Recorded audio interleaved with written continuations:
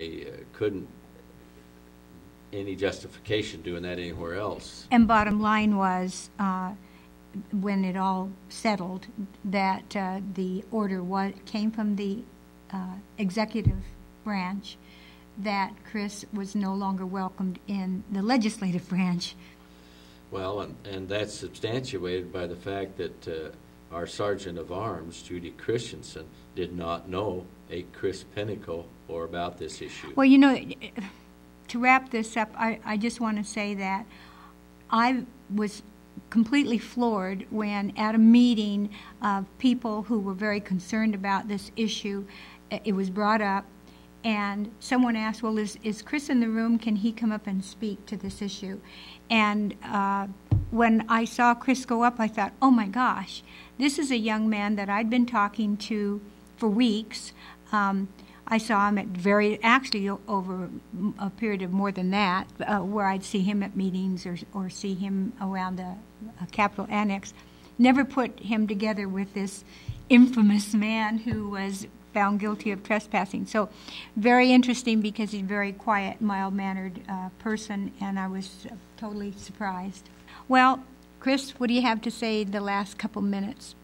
I'd like to thank everyone who came to my sentencing. I don't know what would have happened to me if they weren't there. I'd like to thank for everyone that's been praying for me. I've been thanking the Lord on that as well.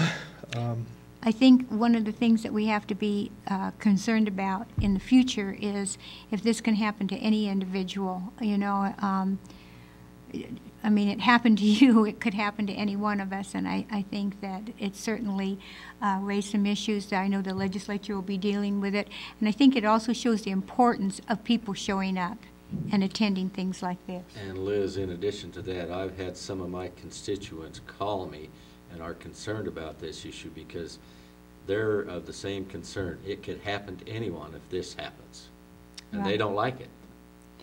Well, it's a valid concern, and this is America, and if I would have heard the story and was told that it happened in the former Soviet Union or someplace else, I would have said, you know, that's just par for the course. But this happened here, and it kind of shakes you a little bit when it happens in your hometown. All right. Well, thank you, gentlemen, for being here. And Chris, I wish you the very best. There is a question relative to the fact that after the 30 days, everything will be dismissed. We don't know, however, and we're looking into whether this will be totally expunged or whether this could be a red flag for you and a problem for you in the future, even though everything was dismissed and you weren't fined and you weren't incarcerated. So we'll just have to see.